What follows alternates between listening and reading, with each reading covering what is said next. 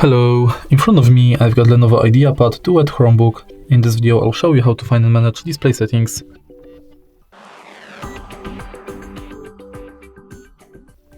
In the beginning, let's go to settings and enter device. Go to displays and now you can change display size.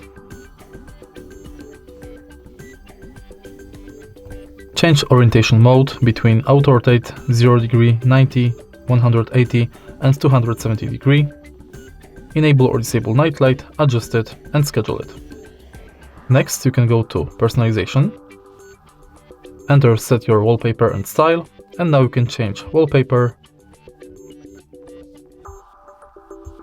theme between light and dark or auto, and then you can set screensaver, enable or disable it.